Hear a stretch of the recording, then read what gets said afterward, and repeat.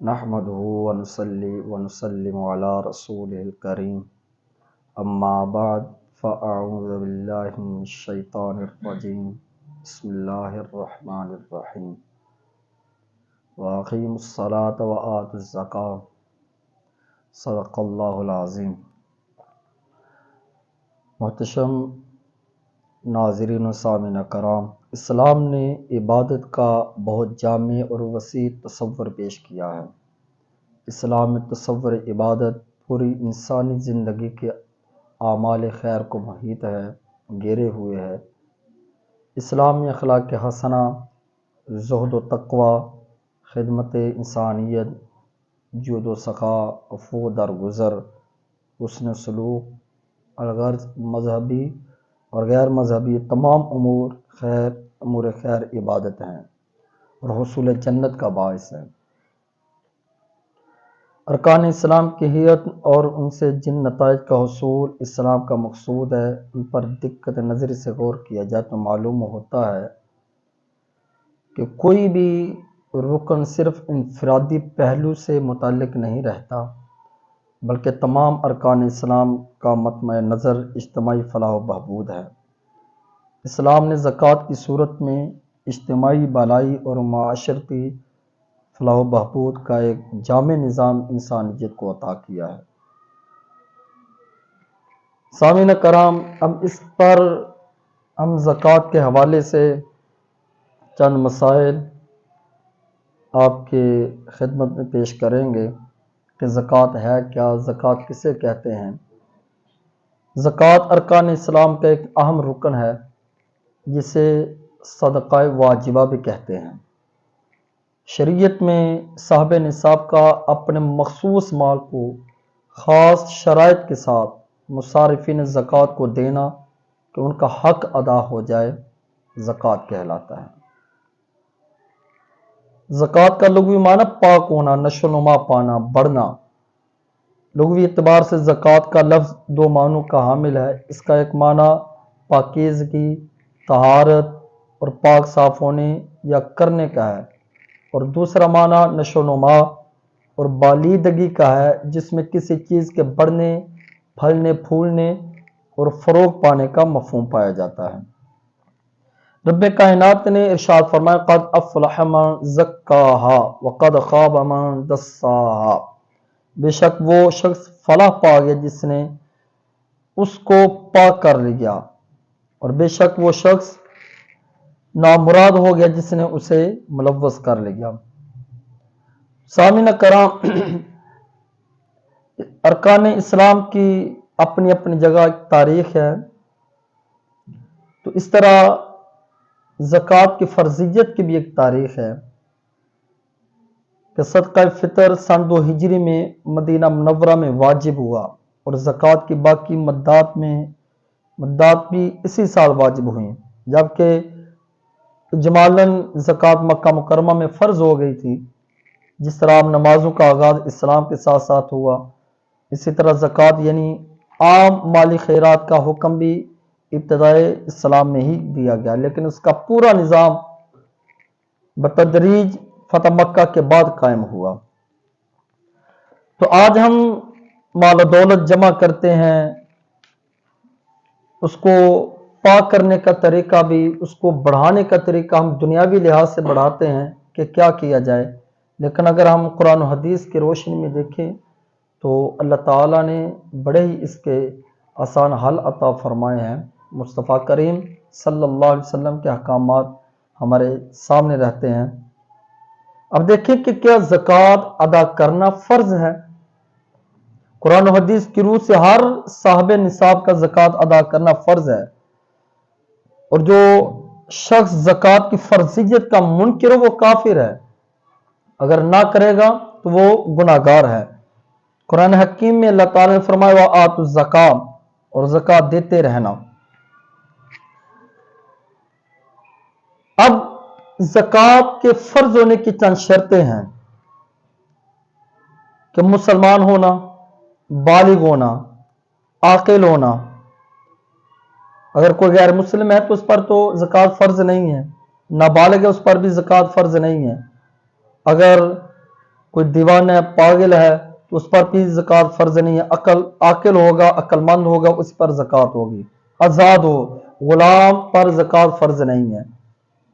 مالک کو مال پر ملک تام حاصل ہو، وہ مکمل اس پر اس کا مالک ہو، یعنی ایسا مال جو صاحب مال کی کامل ملکیت میں ہو۔ مثلا کسی نے اپنا مال زمین میں دفن کر دیا اور جگہ بھول گیا، پھر برسوں کے بعد جگہ یاد آئی اور مال مل گیا، تو جس وقت مال گم ہوا تھا اس زمانہ کی زکوٰۃ واجب نہیں ہے، کیونکہ نصاب کا مالک تو تھا مگر چونکہ اس پر قبضہ نہیں تھا اس لیے ملک تام نہ ہوئی۔ حوائج اصلیہ یعنی بنیادی ضروریات زندگی سے زائد ہو، قرض سے فارغ ہو۔ مثلا کسی کے پاس 1000 روپیہ مگر وہ 1000 کا مقروض بھی ہے تو اس کا مال قرض سے فارغ نہیں ہے، لہذا اس پر زکوٰۃ فرض نہیں ہے۔ مال نامی ہو، یعنی زکوٰۃ اس مال پر دی جائے گی جس کی افزائش یا نشو و نما ہوتی ہو، خواہ حقیقتاً جیسے مال تجارت اور چرائی پر چھوڑے ہوئے جانور، یا حکمن بڑھنے والا مال ہو جیسے سونا چاندی وغیرہ۔ مال شریعت کے مقرر کردہ نصاب کو پہنچتا ہو، اگر نصاب کو نہیں پہنچتا تو اس پر زکوٰۃ نہیں ہے۔ صاحب نصاب ہونے پر قمری سال کا عرصہ گزر چکا ہو، یعنی نصاب کا مال پورا ہوتے ہی زکوٰۃ فرض نہیں ہوگی، بلکہ 1 سال تک ایک آدمی کے پاس مال تو ہے، صاحب نصاب تو ہے، لیکن اس کے پاس اتنا مال ہے، ابھی اس کے ساتھ ساتھ قمری سال چاند کے حساب سے اس پر 1 سال گزرنا بھی ضروری ہے۔ کیا زکوٰۃ ادا کرنے کے لیے نیت کا ہونا ضروری ہے؟ ہاں، ادائیگی زکوٰۃ کے لیے نیت ضروری ہے۔ زکوٰۃ مالی عبادت ہے اور اس کی صحت کے لیے نیت شرط ہے، یعنی زکوٰۃ ادا کرنے کی نیت یہ ہو کہ وہ زکوٰۃ ادا کر رہا ہے، خواہ نیت مستحق کو زکوٰۃ دیتے وقت ہو یا زکوٰۃ کا مال دوسرے مال سے الگ کرتے وقت ہو، کتنا مال میں زکوٰۃ دوں گا، یا اس کے پاس مال تو ہے اسی میں سے اس نے زکوٰۃ ادا کرنی ہے، دیتے وقت نیت کر لے، اس کی نیت میں یہ چیز ہونی چاہیے کہ وہ زکوٰۃ ادا کر رہا ہے۔ اس کے بعد چند ایک مسائل ہیں جن کا عوام الناس تک پہنچانا ضروری ہے کہ وہ کیسے زکوٰۃ ادا کریں، کہاں زکوٰۃ ادا کریں، کہ مصارف زکوٰۃ کسے کہتے ہیں، کن لوگوں پر زکوٰۃ ادا کی جائے۔ مصرف کی جمع ہے، مصارف زکوٰۃ سے مراد وہ مدات ہیں جن پر مال خرچ کیا جاتا ہے۔ اب مصارف زکوٰۃ کتنے ہیں؟ اللہ تعالیٰ قرآن مجید میں ارشاد فرماتے ہیں انما الصدقات للفقراء والمساکین والعاملین علیہ والمؤلفۃ قلوبهم وفی الرقاب والغارمین وفی سبیل اللہ وابن السبیل فریضۃ من اللہ واللہ علیم حکیم۔ سورہ توبہ۔ بے شک صدقات محض غریبوں اور محتاجوں اور ان کی وصولی پر مقرر کیے گئے کارکنوں اور ایسے لوگوں کے لیے ہیں جن کے دلوں میں اسلام کی الفت پیدا کرنا مقصود ہو اور انسانی گردنوں کو غلامی کی زندگی سے آزاد کرانے میں اور قرض داروں کے بوجھ اتارنے میں اور اللہ کی راہ میں اور مسافروں پر زکوٰۃ کا خرچ کیا جانا ہے۔ اب یہ 8 مصارف ہیں جن پر زکوٰۃ خرچ کی جا سکتی ہے، جو مستحق کہلاتے ہیں معاشرے کے اندر کہ ہم ان کو زکوٰۃ دیں گے تو کیا زکوٰۃ ادا ہو جائے گی۔ ان میں سے معاشرے کے اندر ہم دیکھتے ہیں، سنتے ہیں کہ کون ہے، ہر کوئی جانتا ہے کہ کس کو زکوٰۃ ادا کی جائے۔ اب نصاب کیا ہے کہ زکوٰۃ کا نصاب کا بھی علم ہونا چاہیے کہ اس کا نصاب کیا ہے۔ جن اموال پر، جن مالوں پر زکوٰۃ فرض ہے ان کی شریعت نے خاص مقدار مقرر کر دی ہے۔ جب کسی کے پاس مقررہ مقدار پوری ہو جائے تو اس پر زکوٰۃ فرض ہو جاتی ہے، اس مقدار کو نصاب کہتے ہیں۔ اب کتنے سونے پر، کتنے چاندی پر، کہ 7.5 تولے سونے پر زکوٰۃ عائد ہوتی ہے جبکہ اس سے کم پر زکوٰۃ نہیں ہے۔ چاندی 52.5 تولے چاندی پر زکوٰۃ عائد ہوتی ہے جبکہ اس سے کم پر زکوٰۃ نہیں ہے، اور زکوٰۃ میں 40واں حصہ دینا فرض ہے، 40واں حصہ اس زکوٰۃ سے دیں گے۔ اب دیکھیں کیا کافر کو زکوٰۃ دے سکتے ہیں؟ زکوٰۃ کے وجوب کے لیے مسلمان ہونا شرط ہے، کافر پر زکوٰۃ واجب نہیں ہے۔ काफिर ज़कात दे सकते, काफिर ज़कात नहीं देगा, जबकि इब्तदा में बताया कि मुसलमान होना जरूरी है। जो काफिर है उस पर ज़कात नहीं है, उस पर इस्लामी अहकामात लागू नहीं होते, लिहाजा वो ज़कात नहीं देगा। अगर मुर्तद हो, मुर्तद मुसलमान हो जाए, पहले मुसलमान था फिर काफिर हुआ फिर मुसलमान है, अब जो इस्लाम से फिर कर काफिर है वो मुर्तद है, अब वो मुर्तद फिर मुसलमान हो गया है, तो उस पर भी ज़माने इर्तिदाद की ज़कात अदा करना वाजिब नहीं है कि जितनी देर वो मुर्तद रहा है उतनी देर की वो ज़कात नहीं देगा। जब वो इस्लाम को कबूल कर लेता है उसके बाद फिर वो उस पर जो माल होगा, एक साल गुजरेगा तो उसकी ज़कात अदा की जाएगी। क्या रिहायशी मकान, फ्लैट और प्लाट पर ज़कात आयद होती है? रिहायशी मकान, फ्लैट या प्लाट ज़कात से मुस्तस्ना है, उन पर ज़कात नहीं है। अलबत्ता वो मकान, प्लाट, दुकानें या फ्लैट जो किराए पर दे दिए हों, उनकी सालाना आमदनी, अब उनकी जो कीमत बनती है वो मकान, प्लाट, फ्लैट वगैरह उन पर नहीं होगी, क्योंकि वो मालिक उसको किराए पर दे चुका है। अब उनकी जो आमदन है, उनकी सालाना आमदनी वज़ा मसारिफ के बाद मालिक की मजमूई सालाना आमदनी में जमा होगी। जो उसके पास है वो सारी एक जगह जमा होगी और तमाम ज़राए आमदन से जमा शुदा रकम निसाब को पहुंचे तो उस पर ज़कात वाजिब होगी। ऐसे मकान, प्लाट और फ्लैट जो कारोबारी और तिजारती मकासद के लिए है, वो अब उससे तिजारत कर रहा है, उन सब की मालियत पर ज़कात है। उसमें कीमत खरीद का एतबार नहीं बल्कि मौजूदा कीमत का एतबार होगा कि मैंने तो उस वक्त 50 लाख में खरीदा था, अब वो 2 करोड़ का है, अब जो 2 करोड़ बनती है उसकी ज़कात अदा करेगा। माल तिजारत से क्या मुराद है?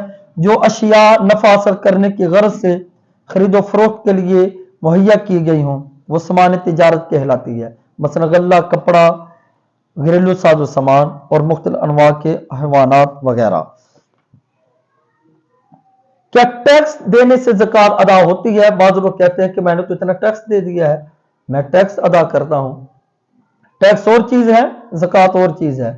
टैक्स देने से ज़कात अदा नहीं होती, क्योंकि ज़कात मुसलमान पर फर्ज इबादत है जो माल को पाक करने और अल्लाह का कुर्ब हासिल करने के लिए लाजिम है, जबकि टैक्स इन शरई तसव्वुरात से खाली है। मसलन ज़कात में निजी शर्त है जबकि टैक्स में निजी शर्त नहीं है।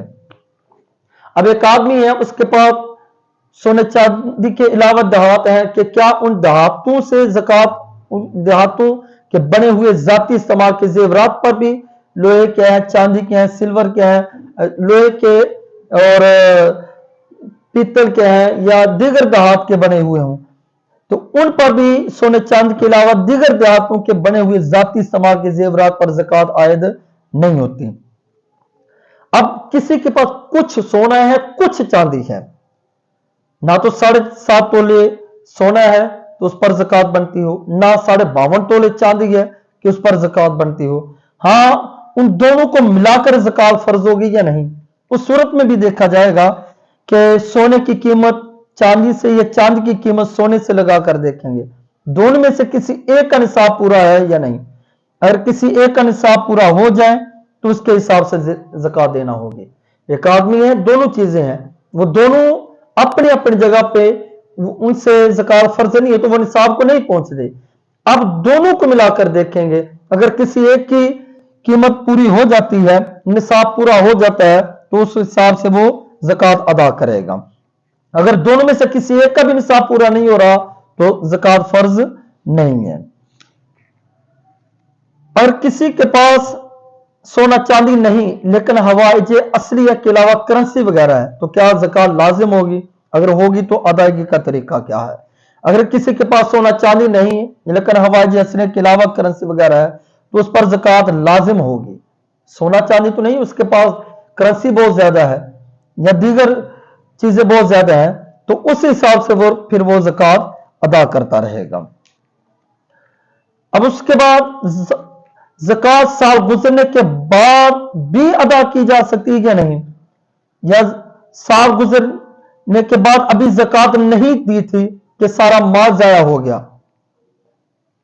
इस बारे में क्या शरई हुक्म है? एक आदमी है, उसके पास माल भी है, साबे निसाब भी है, ज़कात देनी भी थी या ना देनी वो एक अलग है, लेकिन साल गुजरने के बाद निसाब, साल का भी और माल का भी निसाब गुजर गया है, लेकिन अभी उसने ज़कात अदा नहीं की तो उसका माल सारा ज़ाया हो गया है, तो उस सूरत में उससे ज़कात साकित हो जाएगी, फिर वो ज़कात अदा नहीं करेगा। साल गुजरने के बाद अगर सारा माल खुदा की राह में दे दिया तो उसका क्या हुक्म है?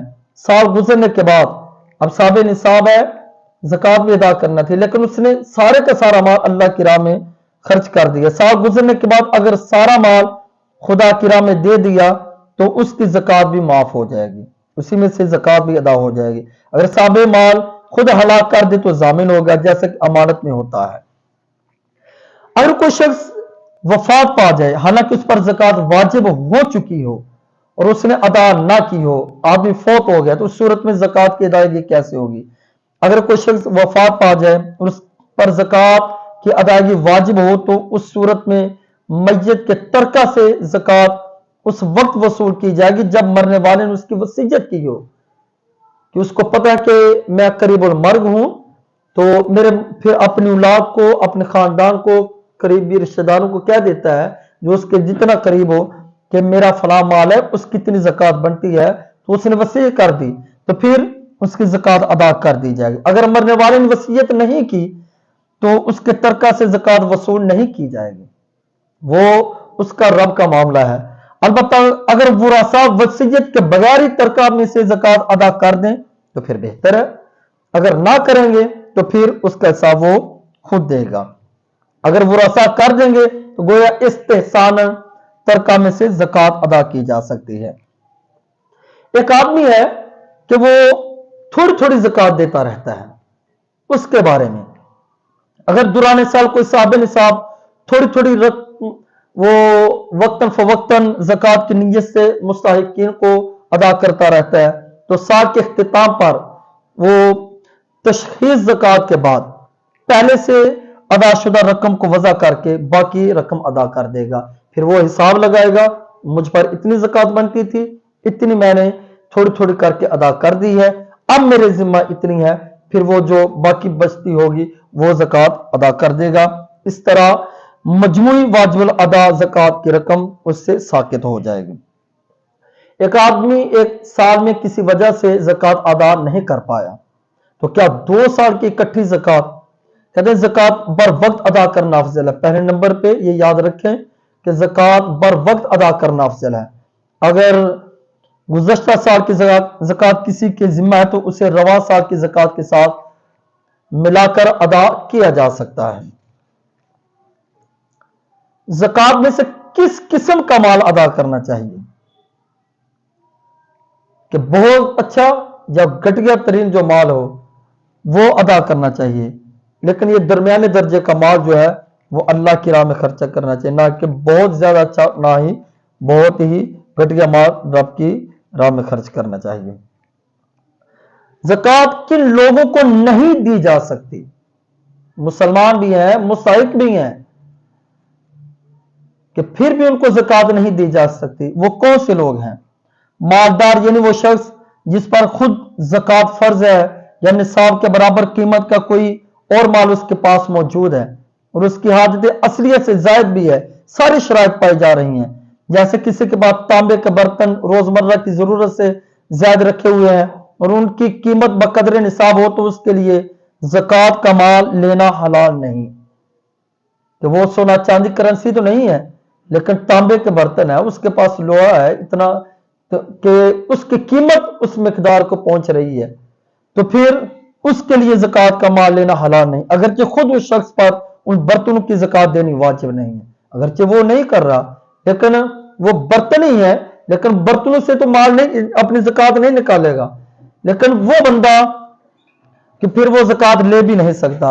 रिश्तेदारी में माँ बाप, दादा दादी, नाना नानी वगैरह, बेटा बेटी, नवासा नवासी, पोता पोती वगैरह। खामद अपनी बीवी को और बीवी अपने खामद को भी ज़कात नहीं दे सकती। मालदार आदमी की नाबालिग औलाद, क्योंकि नाबालिग औलाद के खर्चात वली के जिम्मा है, कि माँ बाप मालदार आदमी की नाबालिग औलाद, क्योंकि नाबालिग औलाद के खर्चात वली के जिम्मा होते हैं, یعنی کہ ان کو بھی زکوٰۃ نہیں دے سکتے۔ جسے زکوٰۃ دی جائے اسے بتانا ضروری ہے، جسے زکوٰۃ دی جائے اسے یہ بتانا ضروری نہیں ہے کہ یہ مال زکوٰۃ ہے، بلکہ اگر نام کے نام سے یا غریب بچوں کو عیدی کے نام سے دے دیں تب بھی زکوٰۃ ادا ہو جائے گی۔ یہ زکوٰۃ کے چند مسائل تھے جو آپ تک پہنچائے۔ اللہ تعالی ہمیں زکوٰۃ کے ذریعے اپنے مالوں کو پاک کرنے کی توفیق عطا فرمائے۔